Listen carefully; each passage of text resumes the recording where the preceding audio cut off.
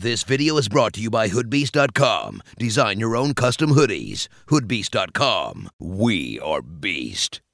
Yo, what is up, guys? It's me, Zach Lee, and I guess that's the intro this time. I got nothing else to say.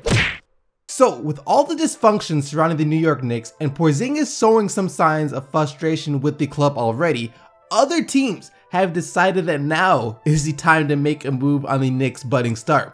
As a report came out yesterday citing that when Porzingis skipped the exit meeting with the Knicks earlier this year, multiple teams reached out to New York about a potential trade. And my first thought when I saw this article was, I'm sure they did. And I'm sure that not even Phil Jackson would entertain the talk about trading the only cornerstone he has. But after reading the article, I'm not so sure. I mean, Porzingis' feelings towards the Knicks haven't changed much, as he said that he didn't want to comment on what happened at the end of the season and that he hasn't made any contact with the Knicks since then, which isn't a good sign at all. But at the same time, it's not surprising. What did surprise me though was what Phil Jackson said about the possibility of trading Porzingis. Everything has got to be possible, and we want to make sure that people have something to say. We listen to it and we examine it.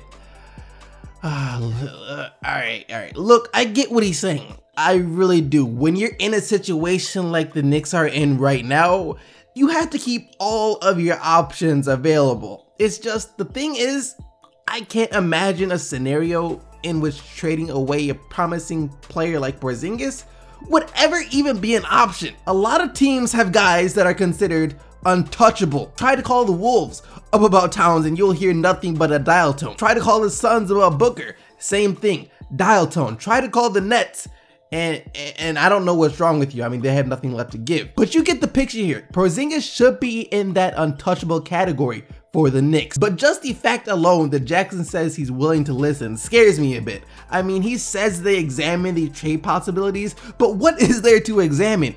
You're not gonna get a good young player of Porzingis' caliber in exchange for Porzingis. What you'd probably get would be a young players who aren't as good as Porzingis, plus a draft pick or two. Which the point of those draft picks would be to get a young player who could become a franchise player, which is what Porzingis already is. So it's like, what's the point? You're trading away Porzingis to get another Porzingis down the road when you already have Porzingis that's a guaranteed Porzingis. Phil Jackson, you have this offseason. If you mess this offseason up anywhere near to the degree of you messed up the last one by signing, I don't know, someone like Joakim Noah again, you gotta go. It's as simple as that. Now focus on regaining the trust of Porzingis and building around him. That's all you can do at this point. I think it's a pretty well-known fact. Well, maybe some of you don't, but I think a majority of people know that LeBron James is actually left-handed, which is interesting because he shoots with his right. And you know, most of the time, people tend to shoot with their more dominant hand because it's supposed to come naturally to them, but not LeBron. LeBron shoots with his right, and according to him, it's always been that way, unlike, you know, his teammate Tristan Thompson, who had shot lefty his entire life, then a few years back when he was already in the NBA decided it'll be for the best if he learned to shoot with his right, not that it's done him too much good. Anyways, up until yesterday, like I said, I knew that LeBron James did it. I knew that he shot with his right hand even though he was a lefty. I just never knew why he shot with his right hand. Well, he revealed that to us last night. LeBron, you had that left-handed, I guess, turnaround shot in the lane in the fourth quarter. What determines the amount you go to your left-handed? You're obviously a left-handed person, and how did you end up being a right-handed basketball player? Like, how did that come about? I have no idea how I became a right-hand basketball player. I think it was probably Michael Jordan, Penny Hardaway, guys that I looked up to growing up. I seen those guys shooting righty, so I was like, I guess I'll shoot righty. But yeah, I'm pretty much a left-hand guy.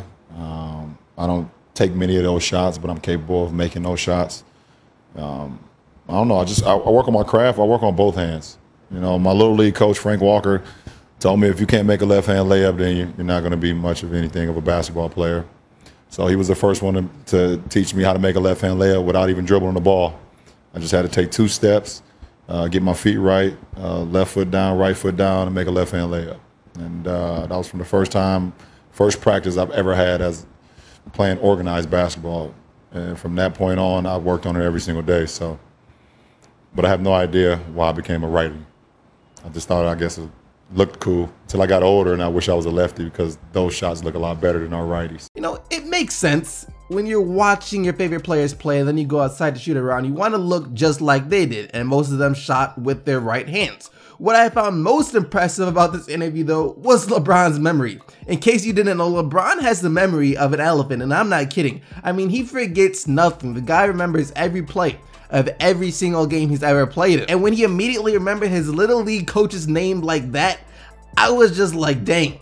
I can't even remember the name of my first grade teacher. But it gets me thinking though, would LeBron have been a better shooter if he stuck to his dominant hand? If he shot with his left hand, I mean, it would have been less of a learning curve, so his shot would have progressed faster. And on top of that, it's harder to defend left-handed shooters because it's just unnatural. I mean, you get so used to contesting right-handed shooters that it throws defenders off a bit when a guy launches with his left. But he did say that he could use both, and it would be impossible to guard him if he learned how to, you know, switch up his shots, where sometimes he shot righty and sometimes he shot lefty. And I guess defenders already have no idea what to do. I mean, especially the Toronto Raptors. I mean, DeMar DeRozan went on that whole thing about giving someone $100 that could stop LeBron, so they have no idea what to do. But that being said, I want to ask you something, DeMar. Did you see my last video? Did you take my advice about stop worrying about stopping LeBron and focus on your offense? Because stopping LeBron is impossible? I mean, it seemed like you did, because you were aggressive trying to find your shot last night, you know, which is great. Exactly what you needed to do. DeRozan had 37 points and got to the free throw line 13 times yesterday. And that aggressiveness by DeRozan kept the Raptors in the game for the most part. But in the fourth quarter, Cleveland kind of just overwhelmed Toronto and eventually got the 115-94 win. And I know what you're thinking.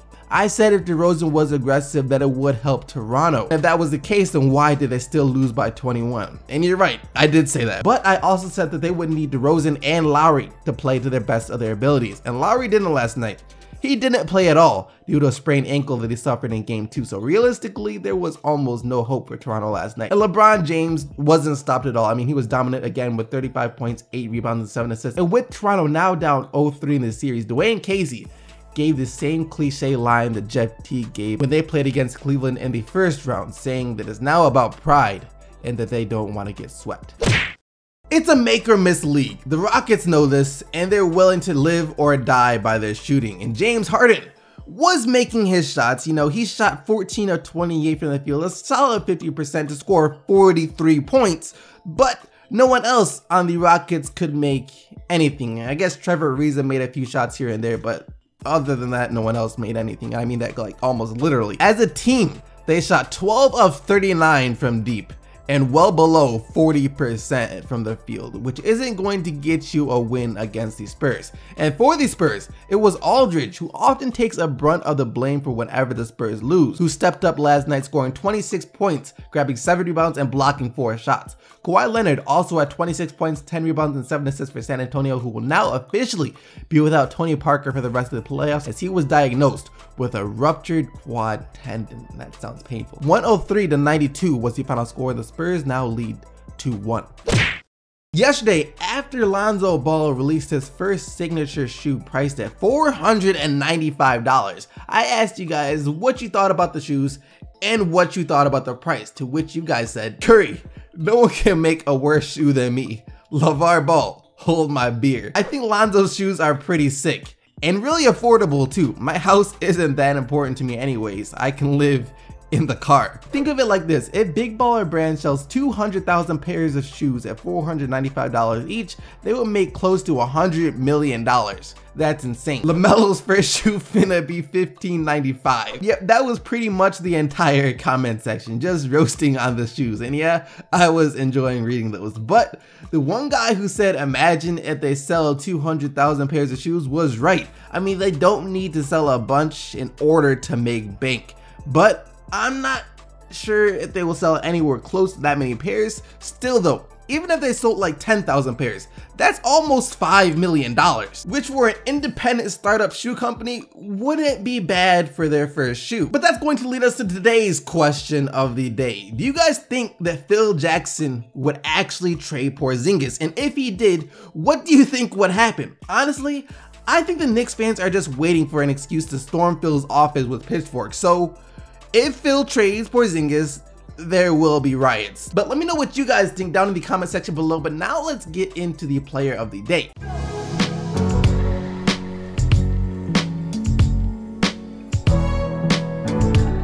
Yesterday, you guys selected Draymond Green and his 21 points, 7 rebounds, 6 assists, and 4 steals as your player of the day, and here are today's nominees. You have Kawhi Leonard and his 26 points, 10 rebounds, and 7 assists. LeBron James and his 35 points, 8 rebounds, and 7 assists. Or LaMarcus Aldridge and his 26 points, 7 rebounds, and 4 blocks. You guys can go vote for the player of the day right now by following the straw poll link down in the description box below. And I just want to take this time to say thank you to Hoodbeast for sponsoring this video. You know, they're actually one of the few good sponsors out there, and I actually designed my own shirt already that says goals across the sweater, so it's gonna be pretty lit. Thank you once again to them. But other than that, I hope you guys did enjoy this video. If you did, don't forget to leave a like on it and subscribe to stay up to date with everything that goes on in the NBA. And until tomorrow, keep getting the Bucks, Team SDC, and I'm out of here. Peace.